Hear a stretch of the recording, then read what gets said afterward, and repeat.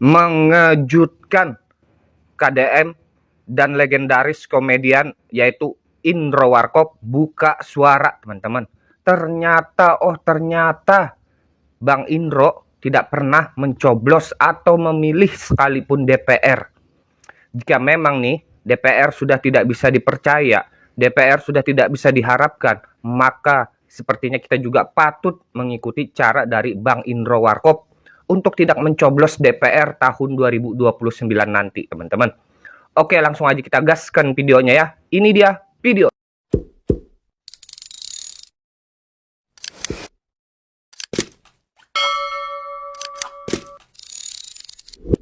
Melihat yang lagi ramai saat ini itu kan ada anggota dewan setelah mendengar kenaikan beberapa tunjangan, akhirnya mereka pun melakukan aksi dengan berjoget-joget di DPR. Pak Ade sendiri sebagai masyarakat Indonesia sangat menyayangkan nggak aksinya? Ya mohon maaf Pak. Saya nggak pernah pilih mereka sih. Saya nggak pernah dari dulu pilih anggota DPR ya.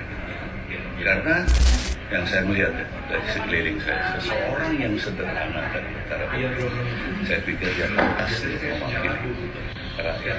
Ketika di sana menjadi tidak sederhana, ya itulah yang terjadi.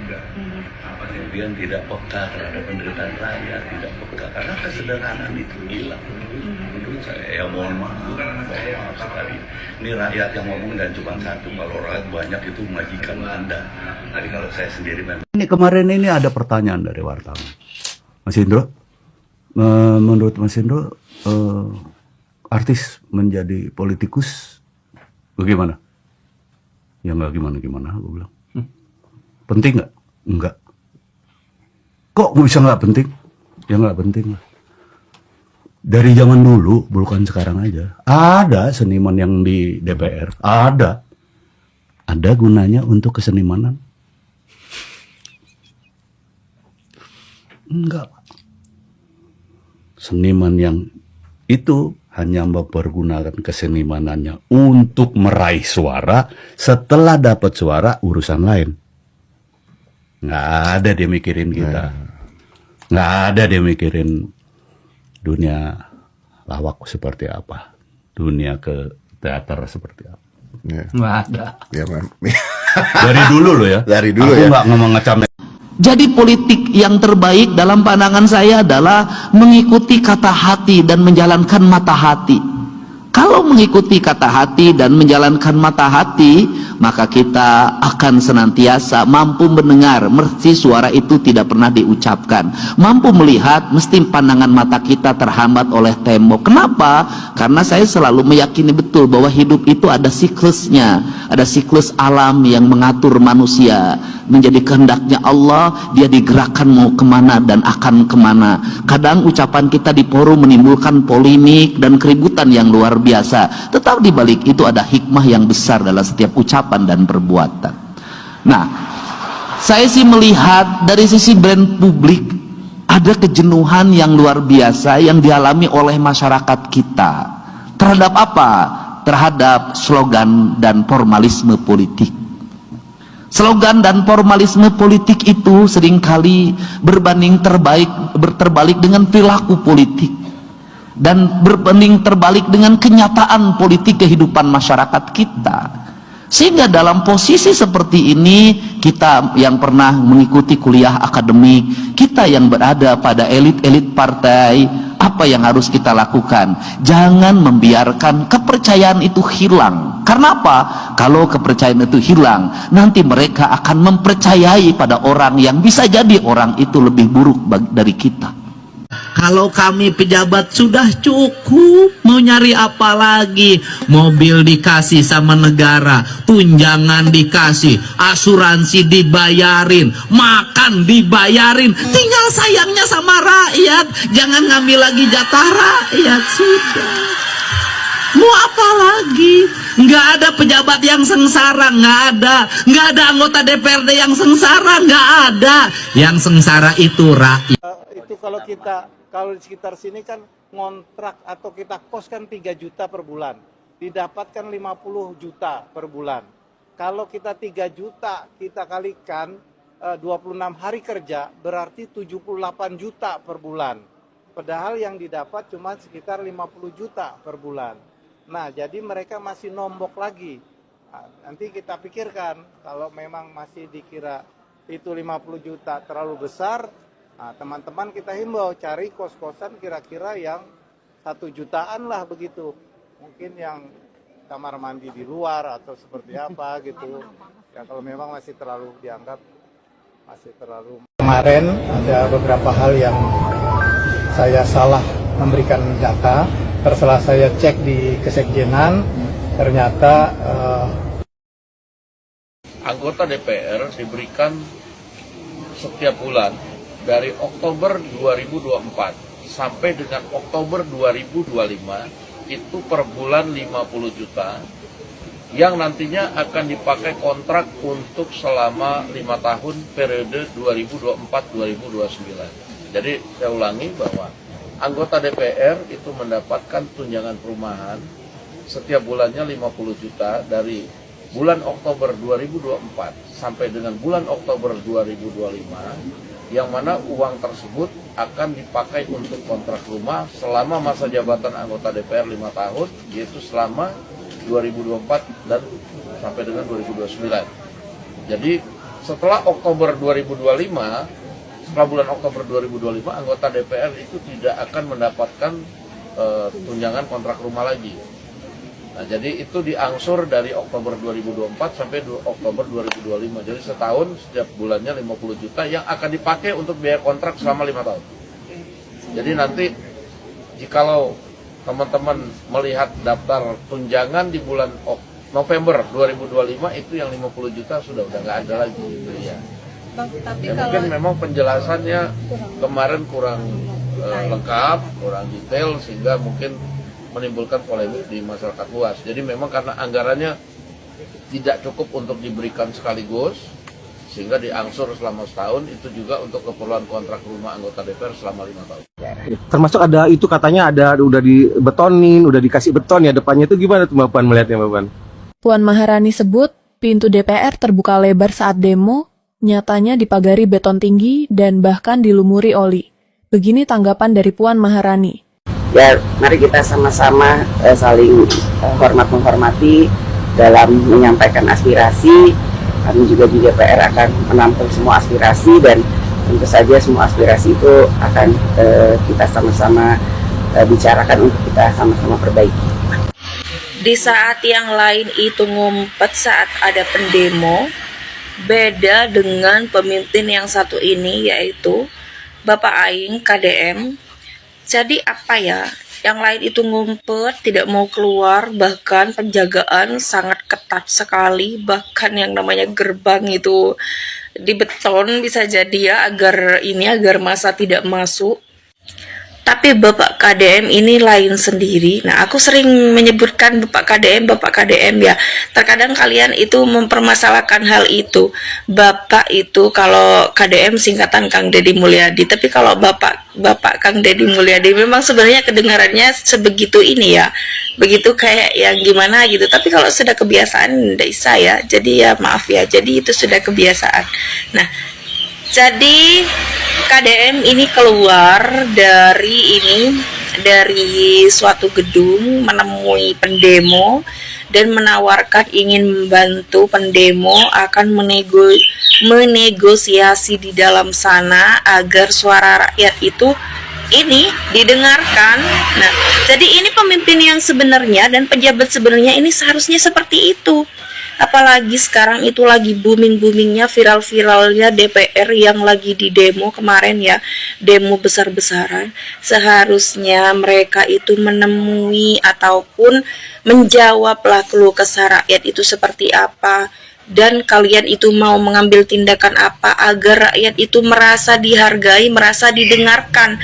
Jeritannya, suara hatinya itu agar merasa didengarkan. Ini dia cuplikan video dari Bapak KDM. Ini dia video cuplikan dari Kang Deddy Mulyadi.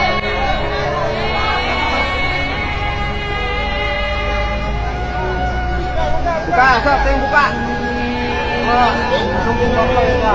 Buka. Pak Dede.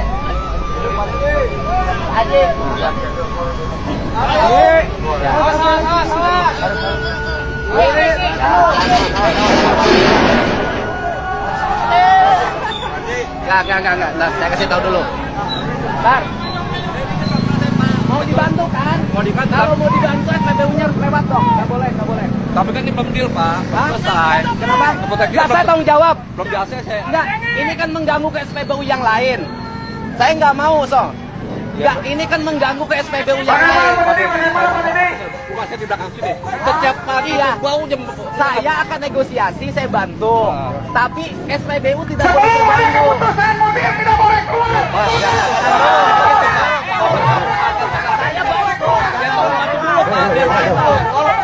Saya bantu. Saya kan akan ikut nego di dalam. Iya. Saya bantu nego di dalam. Saya bertanggung jawab. Tapi SPBU yang lain tidak boleh terhambat. Untung harga saya 20 tahun lupa di sini Pak. Mungkin kemarin tidak bayar. Yang Benar Pak, baru sekali aja Pak. SPBU yang lain Pak. Kalau di tempat di Subang, di tempat lain SPBU hari ini ring gara-gara pengiriman terlambat, kan orang lain juga rugi. Yang penting tujuannya kan yang penting tercapai. Benar. Saya tanggung jawab.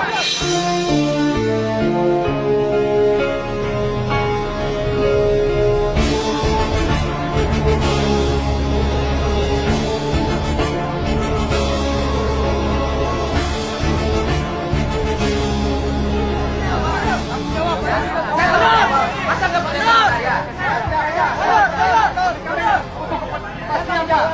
Bukan aja jalan. Mundur semuanya, mundur.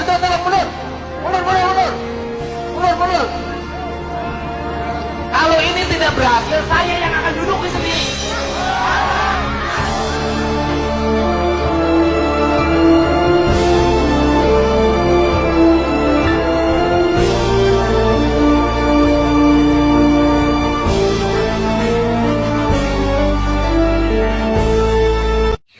Sebenarnya pendemo ataupun rakyat masyarakat itu bisa diajak ngomong.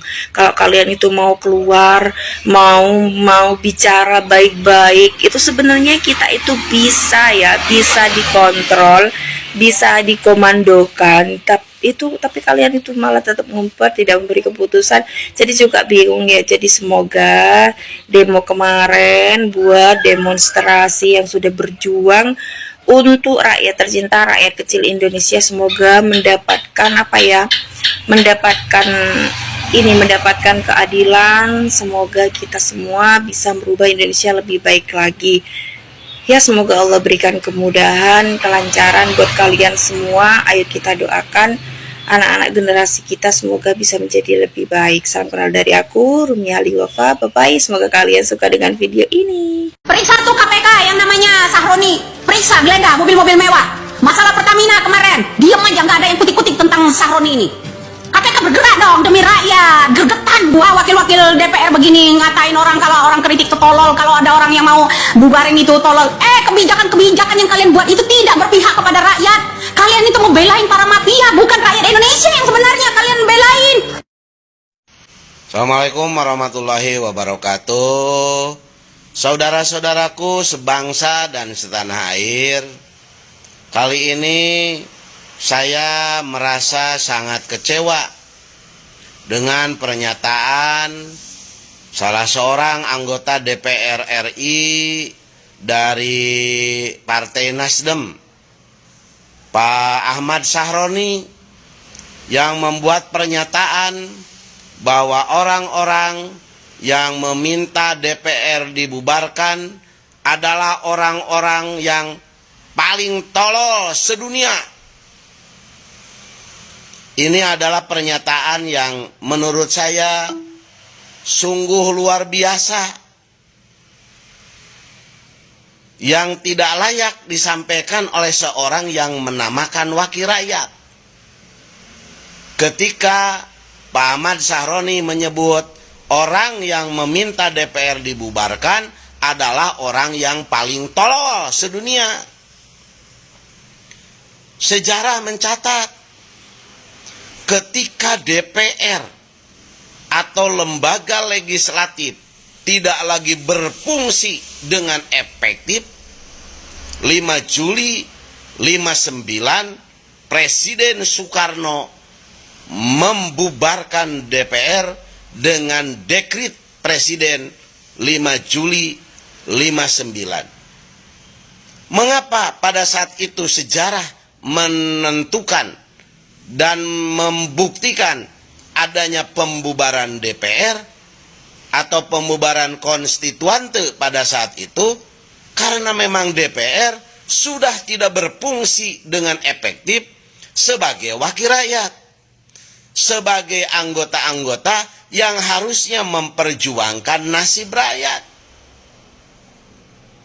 Kali ini saya berharap kepada Pak Ahmad Sahroni, ketika ada rakyat, ketika ada pihak-pihak yang ingin membubarkan DPR, sejatinya tidak direspon dengan pernyataan seakan-akan adanya arogansi dari anggota-anggota DPR yang ingin mempertahankan posisi nyamannya. Seharusnya menurut saya sebagai wakil rakyat, ketika rakyat ingin membubarkan DPR, maka para anggota DPR sejatinya introspeksi. Ada apa sehingga rakyat ingin membubarkan wakil rakyat? Jangan-jangan sebagai wakil rakyat dia tidak lagi membawa hati nurani, tidak lagi membawa keinginan, tidak lagi membawa cita-cita rakyat.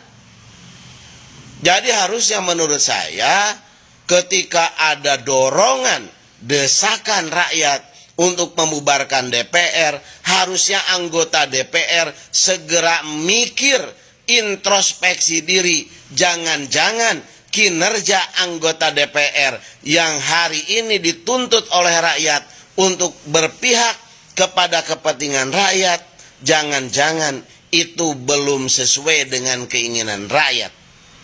Saya berharap negeri ini ke depan dinahkodai oleh wakil-wakil rakyat yang memiliki nurani, yang bukan hanya dia duduk untuk kesenangan dan kepentingan penguasaan atau kepentingan kekuasaan, tetapi dia duduk untuk melahirkan kebijakan-kebijakan dan program-program yang berpihak kepada rakyat. Nuhun, semoga NKRI ke depan dipimpin oleh para pejabat dan wakil-wakil rakyat yang amanah dan berpihak kepada kepentingan rakyat. Terima kasih. Assalamualaikum warahmatullahi wabarakatuh. DPR di bawah pohon rindang. Di bawah pohon rindang ngapain sayang? Santai, chill, nyandar ya kan, makan, rumpi, setel musik. DPR, Dewan Perwakilan Rakyat. Perwakilan rakyat. Berat. Puan Maharani katanya mau menerima dengan pintu terbuka. Kenapa dikasih oli? Puan Maharani, kenapa dikasih oli? Licin, ya licin. Kayak yang di dalam pada licin, ya. Tikus apa belut? Terus gue mau komentarin ya, gue belum lihat banyak tadi, seliweran aja. Gue lagi mantau hari ini dan menurut gue demonya kurang rame. Gue pikir bakal dibakar. Gue anti anarkis, tapi nampaknya pemerintahan sekarang ya diajak ngobrol nggak bisa sayang ya. Jadi kalau seandainya ada yang berperilaku anarkis, kayaknya udah bisa dibenarkan deh. Soalnya kalian juga diajak ngomong nggak bisa. Buktinya katanya mau dibuka lebar, nggak tahu ditutup, dikasih separator beton, dikasih oli. Terus dari mana celahnya mengobrol? Tunjangan mau dinaikin, gaji mau dinaikin 3 juta per hari, iya. Nafa Urba bilang kejauhan, iya. Nafa, pindah. Yang di Bintaro. Pindah buat kemah-kemahan di pelataran. Ya, di pelataran buat kemah-kemahan. Lagian lo kan dikasih anggaran kan? 200 juta per tahun untuk 5 tahun. Buat rumah dinas. Ya. Kenapa gue tahu? Karena gue lagi jual rumah, ada yang mau beli nih tahun lalu, orang DPR. Jadi gue bisa tahu, kenapa lo gak pindah? Lo terima 1 M berarti kan? Kenapa lo gak pindah? Bodo amat deh, udah. Pagi bangun, jangan bangun siang. Rezeki dipatok ayam. Ya, bangun pagi, jalan. Gak mau macet, jadi DPRD sono pindah. Jangan di ibu kota. Cari yang di ujung banget yang gak ada macet-macetnya. Masih di Jakarta, perkaya diri, jangan dari situ perkaya dirinya. Naik helikopter, jangan kayak orang susah, ya. Kalau nggak mau susah harus jadi orang kaya. Tapi mau jadi orang kayanya, jangan makan uang rakyat. Lagian gue bingung ya, nih artis-artis kenapa sih jadi pada di dalam gedung itu semua? Partai Artis Nasional, Eko Patriot. Dia memberikan reaksi atas hujatan joget-joget, malah dia nyalain sound system di mana itu gue ngeliat itu. Gila. Ternyata lo udah lama ya di dalam gedung tersebut, tapi jiwa lo masih entertain. Bang, balik aja mendingan ke entertain. Jiwa lo masih entertain. Atau enggak hidupkan lagi, ya. Sri Mulat yang baru era sekarang. Kita butuh hiburan. Bukan butuh bercandaan lo dalam ruangan. Joget-joget, boleh. Tapi ngapain dipertontonkan? Giliran yang serius-serius gak dipertontonkan. Mana yang serius? Mana yang jadi? Mana yang menguntungkan rakyat? Terus rakyat suruh gimana? Dikomplain gak mau? Nyinyir. Nyinyir, geli lo. Kembali lagi artis, uya-uya. Gedek banget gua. Ngapain juga ada di sana? Lo aja kemarin aja yang masalah skincare, lo malah undang tuh orang-orang ke podcast lo. Ada lo gerak. DPR cuma gerak bila mana ada yang menguntungkan mereka, iya kan? Iya kan? Gak usah bilang enggak, ya. Nenek-nenek pitak juga udah pada paham. Rakyat udah gak bisa dibodoh-bodohin. Ini negara Indonesia ini negara yang setara kekayaannya dengan 9 negara. Tapi rakyatnya gak sejahtera. Negara Indonesia adalah negara bocoran surga. Tapi rakyatnya miskin. Yang kaya makin kaya, yang miskin makin miskin. Ada lagi tuh, siapa itu orang tuh yang bilang beras di Jepang aja udah naik 100.000. Di sini naik dikit aja pada ngoceh. Oi! Gue pinjemin 1 minggu jadi orang susah, mau gak lo? Mau kayak lek-lekan lo, longgar. Dari cara-cara kalian aja untuk menanggapi respon masyarakat atau rakyat, itu justru kalian mengajarkan rakyat atau masyarakat untuk kurang ajar. Karena gak ada yang intelek, gak ada yang elegan. Giliran yang elegan, tenang ya, puan. Gak taunya ingkar. Gue cuma mau pesen ya, gue udah muak sama pemerintahan, muak. Ngebahas ini aja kedorong aja cuma gara-gara ngeliat demonya gak greget. Gue pikir bakal dibakar lagi-lagi, ternyata belum. Tapi gak tahu sih ya. Gue cuma warning nih buat pemerintah ya. Gue rakyat ya, rakyat jelata. Dengerin, hati-hati sama orang lapar. Mereka udah gak mikirin nyawa. Hati-hati sama orang lapar ya. Negara tanpa rakyat bukanlah sebuah negara. Dan tidak terbuild pemerintahan. Tidak akan tercipta pemerintahan. Oke? So, untuk grup-grup di bawah pohon rindang, salam perlawanan Fatimah Asghaf. Kadang kami bingung, Pak. Kami tidak tahu harus mengadu ke siapa. Kami tidak tahu harus percaya sama siapa lagi. Karena semakin keras suara kami, semakin sering hilang entah kemana. Pak Presiden, kami tahu memimpin negara ini tidak mudah. Pak Presiden, bolehkah saya jujur cerita tentang apa yang kami rasakan belakangan ini? Pertama-tama saya ingin bilang, saya bangga jadi orang Indonesia. Bangga lahir di tanah yang kaya. Bangga melihat bendera dikibarkan. Bangga mendengar anak-anak kecil tertawa. Meski rumah mereka sederhana. Bangga dengan semangat gotong royong masyarakatnya. Tapi Pak, rasa bangga itu sekarang bercampur dengan cemas. Saya jujur, saya bukan orang yang paham politik. Saya tidak mengerti soal ekonomi negara. Saya hanya rakyat biasa. Hidup sederhana, baca berita dari HP, mencoba bertahan. Dan dari berita-berita itu banyak sekali yang bikin dada sesaka. Kami dengar anggota DPR dapat tunjangan puluhan juta, sementara guru honorer digaji tidak layak. Bahkan ada yang berbulan-bulan tidak digaji. Kami dengar pajak naik berkali-kali lipat, sementara di dapur kita bingung harus memilih bayar pajak atau beli beras.